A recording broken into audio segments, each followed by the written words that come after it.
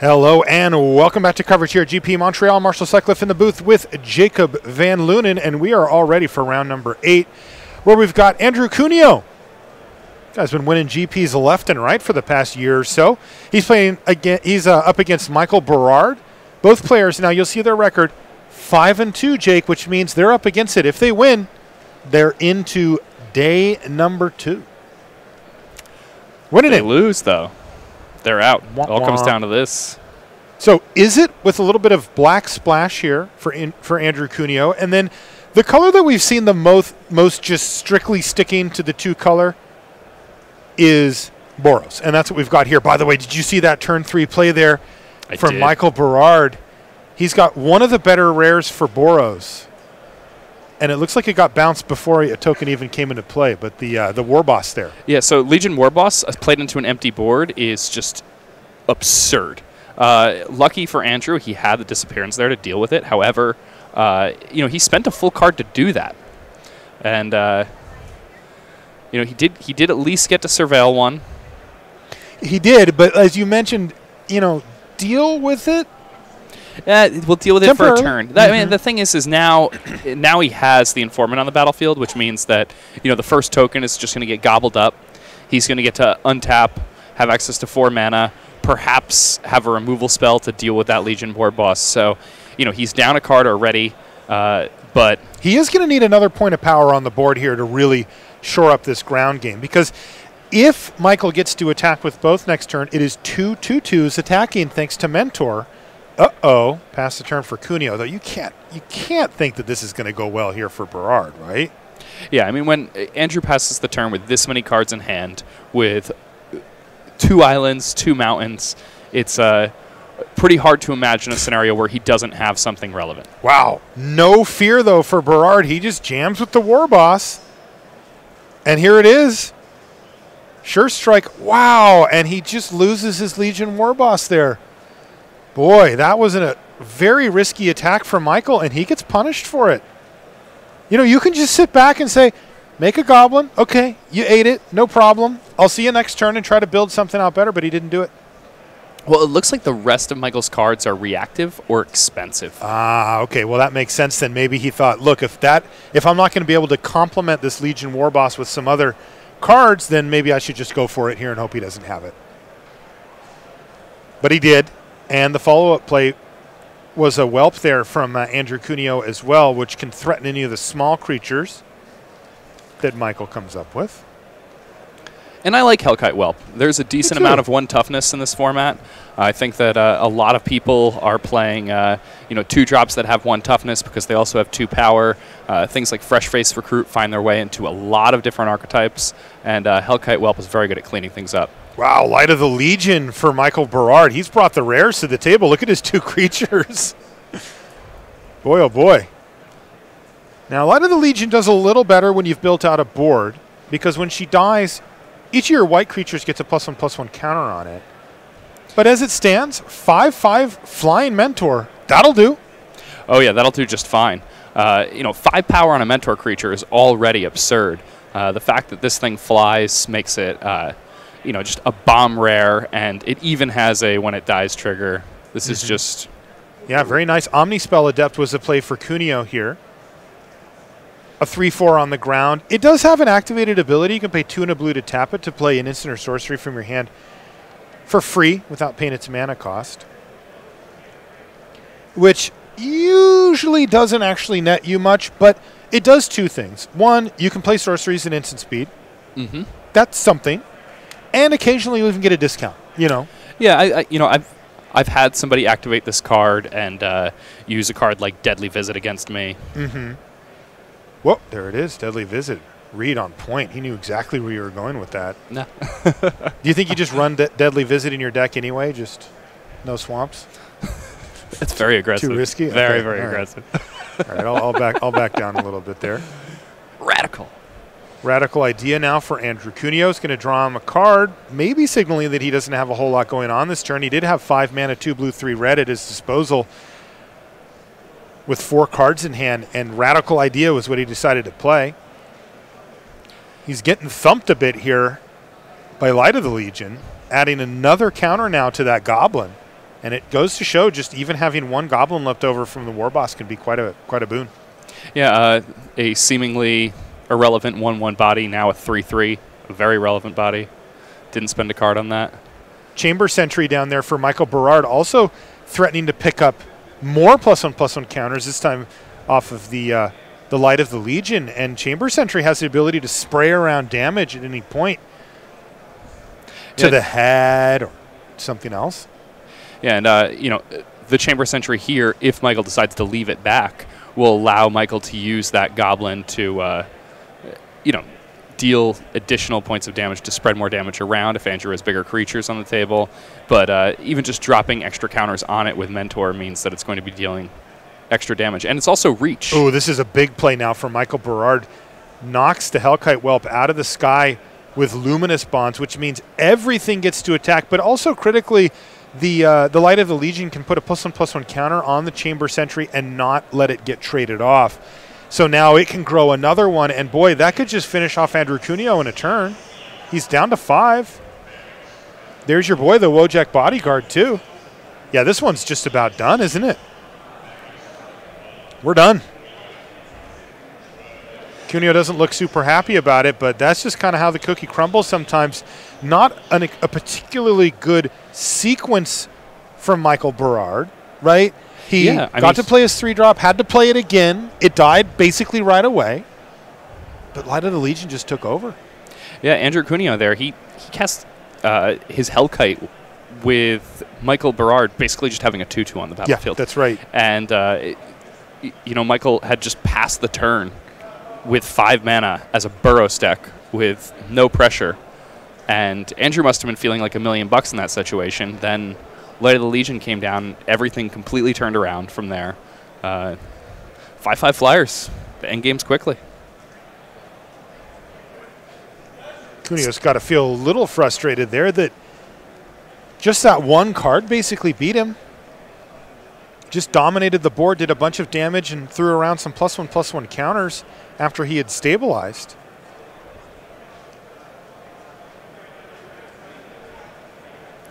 Looking at sideboards here.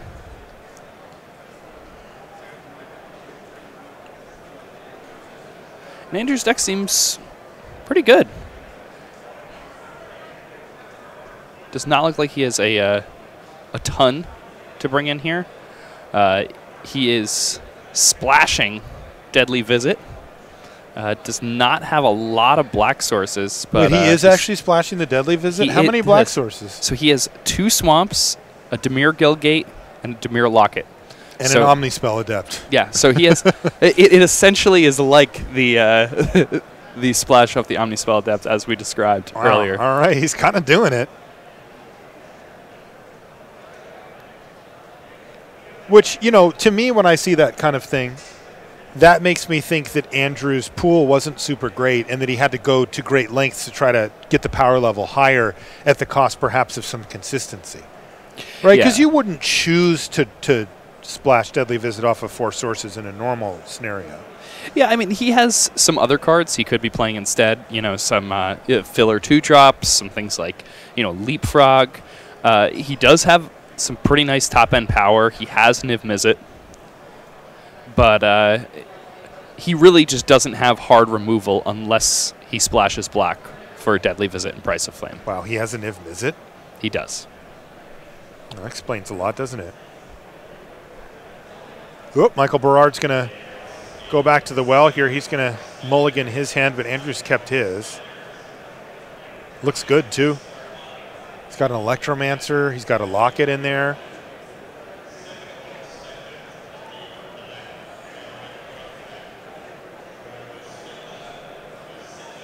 Berard on Boros gets the job done. You got a best card in the format in mind right now, Jake? It's a little early, but what's your number 1? What's numero uno? Find Finality. That's your best card in the format. Okay. I have you know, the times that I have cast Finality, it has won the game for me with a level of consistency that no other card has. Okay.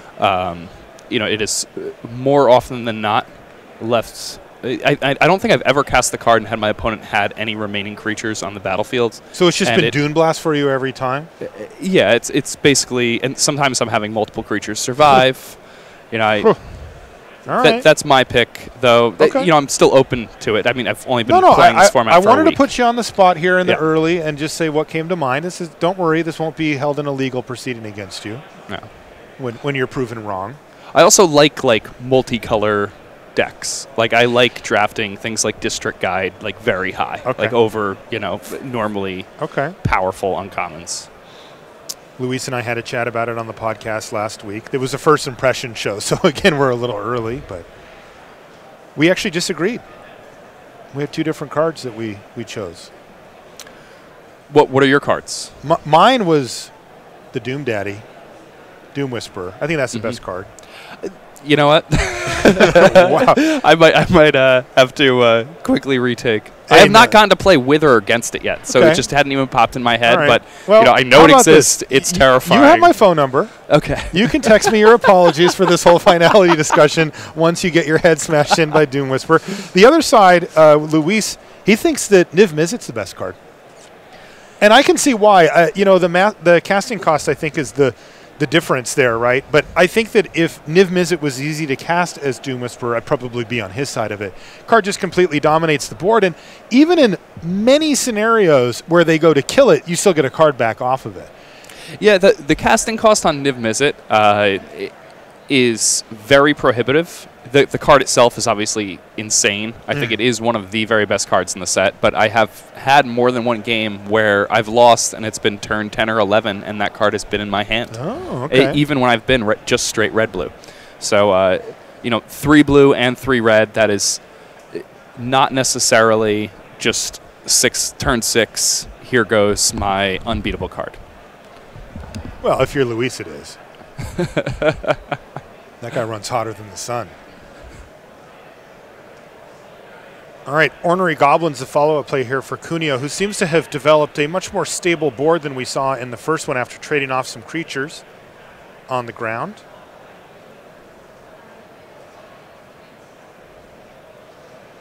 Ooh, Maniacal Rage, though, for Berard. And normally, against the type of deck that Andrew Cuneo has here, I'd be a little concerned if I were Michael, but we did just see... Okay, well, we saw two things. We have two pieces of evidence. Evidence piece number 1, unexplained disappearance we did see from Cuneo, and that could be a problem here in a pretty big way for Berard. Quite a blowout there. But we also saw that even after the dust settled, and even after Andrew had, 4 cards in his hand, Michael Berard played Light of the Legion. It just went the distance.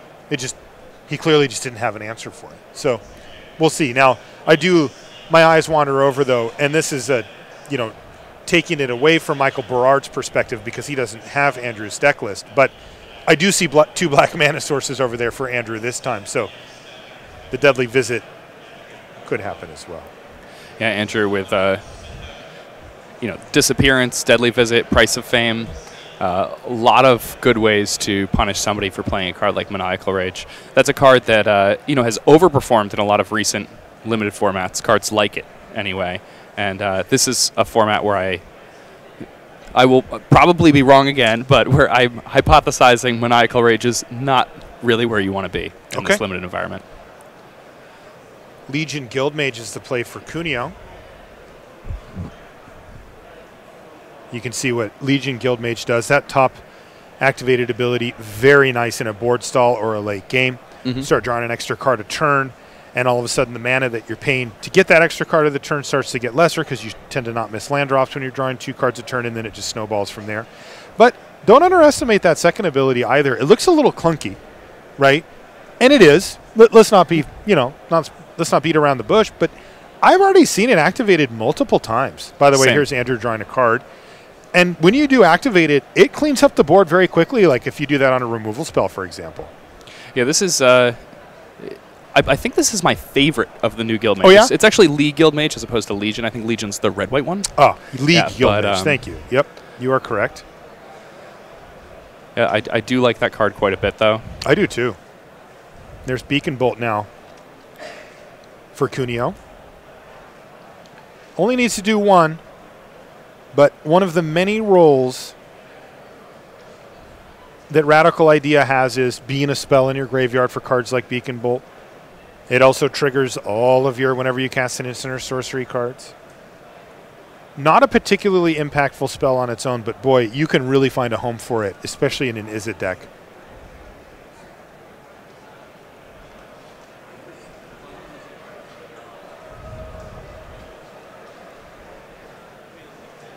Healer's Hawk is a card that I've cheesed people out with. Yeah? Yeah, I had a green-white deck with many Healer's Hawks, some Beetles, Gird for Battles, 15 lands. I do find that, like, I just wanted to try it. Yeah, the Healer's Hawk on its own tends to be a card that you can relatively ignore if it's just a Healer's Hawk. But if you augment it in almost any way, even a single +1/+1 counter, it becomes a very real card that is no longer ignorable. And it is pretty easy to do so in this set. Yeah, with Mentor and with all the other cards, very easy to do that. It also helps out with stuff like Invoke.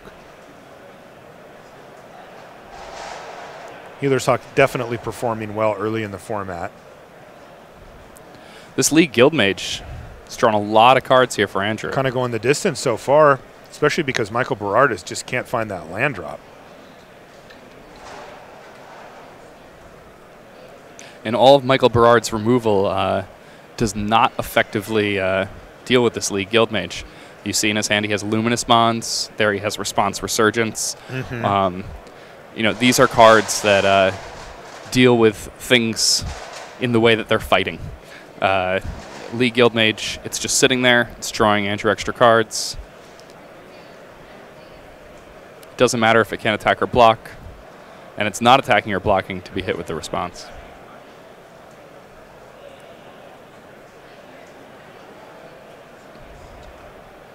Whispers of the Muse Drake here for Andrew Cuneo. And I like that card. I think it works well with a lot of these Mentor creatures. Yep, there's his big mana fixer, Omnispell Adept, though. He's already got multiple black sources. So it's just a 3/4 probably here. Still, a 3/4 does quite nicely.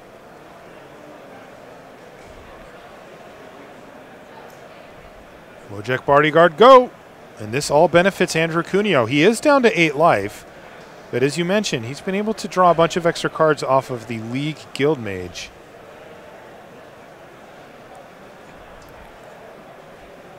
Ooh, Erratic Cyclops here for Cuneo. That's a really scary card just kind of in general.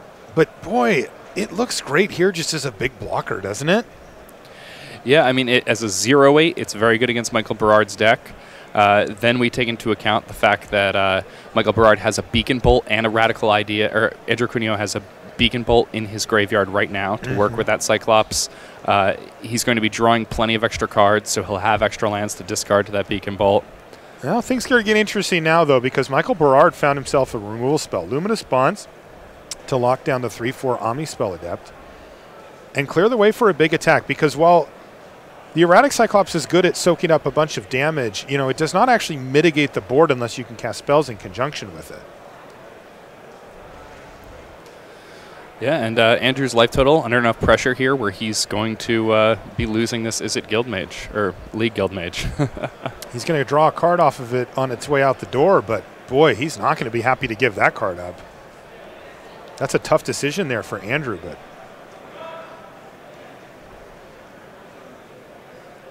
there it goes. But he does get the Wojek Bodyguard off the battlefield. Just couldn't take that extra damage, Yeah, now once again he has good blocks. He matches up well against this board. He has enough mana that he can sacrifice this to Mirror Lock it and cash it in for another 2 cards. He has that Beacon Bolt in the graveyard. So, ooh, Direct Current as well. Yeah, Direct Current's a great card. I mean, it just so good and limited, and I've been so impressed with it that I wouldn't be surprised if at some point we saw some number of copies show up in some constructed deck. It's not outside of the realm of possibility. Let's see, if he goes Direct Current and then plays Beacon Bolt, is it enough damage to kill that Urchin with Maniacal Rage on it? I don't know, because I don't know in his graveyard exactly how many instants and sorceries he has. So let's see what he does. He's going to crack the locket. He also has some time here. The big 08 Cyclops doing a good job of holding back that Urchin. Doesn't need to kill it right away. And it looks like he drew Niv Mizzet, so... What? Really? Yeah, next turn could be very exciting. Uh-oh, look at that. He's laid the 3 blue mana next to each other on the side. That can't be good for Michael Berard, though he probably won't notice that subtle gesture. I see it. I see what you're doing, Andrew. Hammer dropper now for Michael Berard, but looks like the mic's about to get dropped on that if he gets to play Niv Mizzet Perun here. That's not a hammer. This is a hammer. Yeah, there's a hammer. Andrew puts his hands in his laps. He says, not worried about that one. Send him in.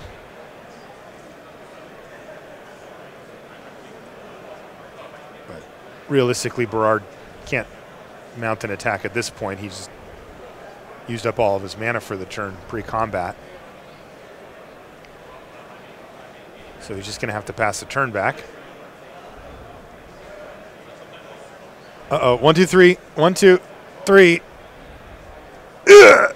Niv Mizzet hits the battlefield once again. Huge play here from Cuneo. And now Direct Current does extra damage and draws Andrew a card. So we're going to need to see an immediate answer from Michael Berard. And it's going to have to get Niv Mizzet off the battlefield too. Luminous Bond's not going to get the job done here. Because now Andrew has 3 Jumpstart cards in his graveyard. Yeah, so each of those suddenly becomes a cantrip and deals an additional damage pointed wherever Andrew wants. Okay, he did find it. He needed the land for that, but he has Command the Storm, and he does get rid of Niv Mizzet, giving him at least a chance to come back, even if he's going to be significantly behind after this transaction anyway. And that just shows the power level of Niv Mizzet there. The opponent has, a clean answer. A deal 5 damage to a creature card against the 5 damage creature, and ends up behind 2 cards and a couple points of damage. Oof.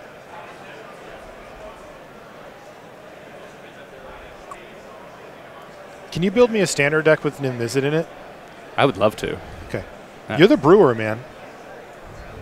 I do love to brew. Send me that list. Back to my roots. I mean, they can't counter it, and if they use a removal spell on it, a lot of them trigger it anyway. Isn't that what Standard's all about?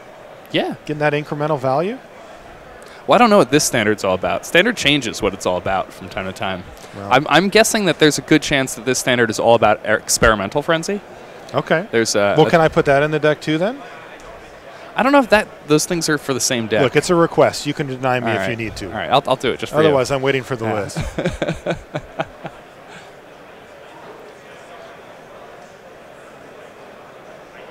Ornery Goblin had enough sitting around, enough griping. Going to get in the red zone. Berard's down to 13. Land go from Cuneo. Fire Urchins just hung around forever. There it is, Light of the Legion off of finally land number 6 for Berard.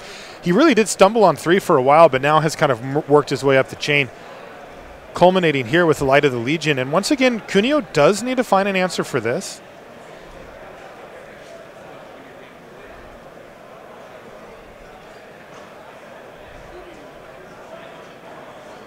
Capture Sphere would be nice if he has one of those. Okay, Murmuring Mystic. Bounce your creature, get a bird. Okay, this works out somewhat well for him. Perhaps also trying to charge his graveyard up enough so that a Beacon Bolt could be enough to kill Light of the Legion. It might be part of the equation for Cuneo. He's not there yet, though. Yeah. He's got Dazzling Lights in his hand, too. Yeah, 3 in the yard, a Radical Idea, and Exile. Remember, Beacon Bolt counts Exile. That's right.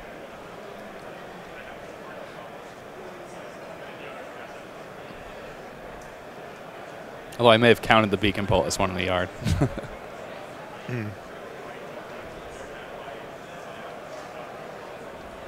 Heretic Cyclops now getting in the red zone as it creates a very quick clock. Light of the Legion comes back down, but you got to figure that if Andrew is setting up this play, he's fine with that. Although Berard probably doesn't have anything better to do with his mana, so may as well just run it back out. And Andrew's doing math now, thinking about the cards that he's got in his graveyard that will trigger the Erratic Cyclops and perhaps get him a lethal attack, or at least one that must be blocked. Dazzling Lights, make a bird. Yeah, I believe Andrew is doing this during his upkeep to control his draw step, but also pump the Cyclops. Yep. So Cyclops has 1 power right now, but I would expect that that number is going to go up. Ooh, Price of Fame off the top of the library. That Surveil setting that up. And that's going to be another 5. Are we going to – is this thing done? Yeah, the Erratic Cyclops now just gigantic. It's 6 power, 7, 8, and then a bunch of birds. Easy win here. Remember, Maniacal Rage taking that Fire Urchin out of the equation as far as blocking goes. And with no mana untapped for Michael Berard, that's all she wrote. Andrew Cuneo is going to even things up at 1 game apiece, and we're going to get a game 3 between these decks. Interestingly, Berard, it felt like it went better for him that game after he finally started hitting his mana. He certainly played more spells that game, but perhaps the lingering effects of Niv Mizzet even being around for just 1 turn cycle were enough for Cuneo there. Yeah, Cuneo there showing off the power of his deck. We saw Murmuring Mystic, we saw Niv Mizzet, we saw Direct Current. Lots of good cards coming out of Andrew's deck in that game. In the first game, we were watching him flounder, and while he tried to cast something like a Omnispell Adept, and it wasn't quite as exciting. So I think a big part of this match, it looks like these players have very powerful parts of their deck and less powerful parts of their deck that they have to play in order to, get to 40 cards. And if Andrew's able to have a draw where he can play Niv Mizzet before he gets run over, if Michael is able to curve out, these are the things we're going to have to look out for. So imagine that Andrew, had some good sideboard options here. We look, there's a Wishcoin Crab in his board. I think that's the kind of card that seems pretty good against a deck like Michael Berard's. I mean, it's basically Murmuring Mystics, right? Same card. Yeah, it might as well just be a Murmuring Mystic, right? Yeah. It's even better. It's cheaper, man. It has 2 power. Yeah, it only costs 4. They both only cost 4. Yeah, yeah. I'm sorry. It's 2 power. It's double the power. It's like double the power, man. Literally, it's a crab. Literally so twice good. as good. It's like the best. Ooh, 1 drop here for Michael Berard.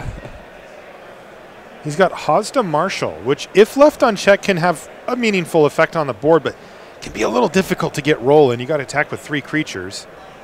Although, the Sentry hits the battlefield, and there's all of a sudden a bit of pressure here on Cuneo.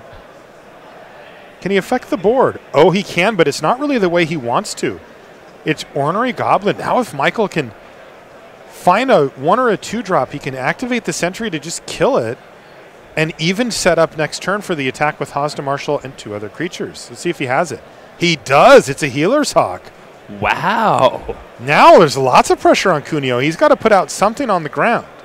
Now, it doesn't need to be much. Oh, no, he's passed the turn back.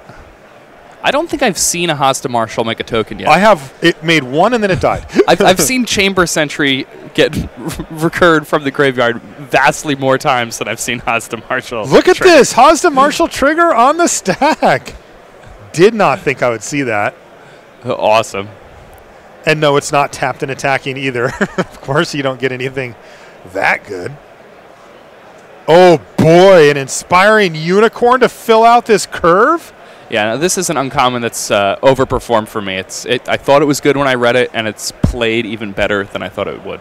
Cuneo needs something, and he needs something very impressive here. The Inspiring Unicorn threatening to power out huge attacks going forward, taking advantage of this 5-creature board that Berard's put together. Rampaging Monument is a threatening blocker, but this is such a precarious position for Berard, because if he has a removal spell, you got to just think this thing's over.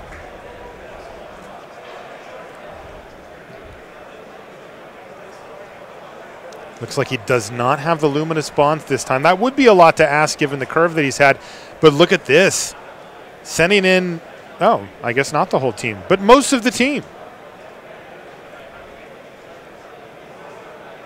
Cuneo has to kind of suck it up and go for the block on the Inspiring Unicorn. Even though there's more enticing blocks out there, that is the thing that's powering out these huge attacks, so he wants to make a trade here. Yeah, and the reason Michael makes that attack there is because if Andrew then decides to block one of these 2-power creatures, Michael could simply finish it off with the Chamber Sentry. That's right. Good point, Jake. Goblin Bannerets the follow-up, and this has been a true Boros curve for Michael Berard. This has been awesome. Yeah, he's got Andrew Cuneo flailing here. Yeah, Andrew needs to play a Plains and then a Deafening Clarion. That would help a lot. Instead, he's going to have to settle for a League Guild Mage. And he is precariously close to death here.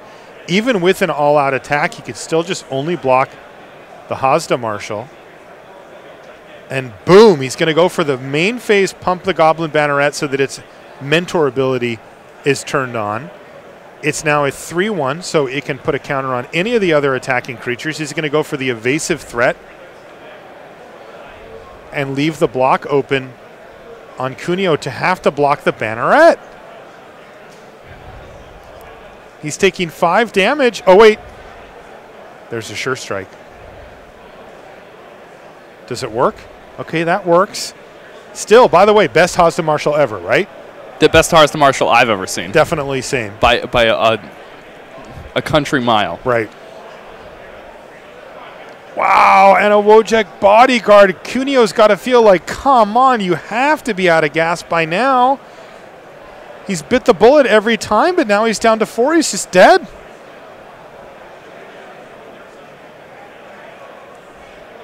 Hellkite Whelp is the white flag saying, I surrender. Berard, all he has to do is just turn him sideways, and we got ourselves a match. This is going to knock Andrew Cuneo out of day 2 and put Michael Berard in. So an impressive performance here in game number 3 from Berard. And that's going to do it. The handshake is extended. And Boros is going to squeak in to day number 2 in the hands of Michael Berard. And I got to say, he's got to be feeling like that's how I drew this deck up. Yeah, I mean, when Burroughs does that, that looked real nice. Yeah, it wasn't. Yeah. He wasn't going for this game plan of like play 2 things, play a Light of the Legion, and then like I guess this is good enough to get me there. Instead, it was curve, and I mean that was a particularly good draw, especially because Andrew just could never get his feet out from under him. Okay, so that's going to do it for that one. We're going to take a commercial break. When we come back, we'll have Time Walk here from Montreal. Don't you go anywhere.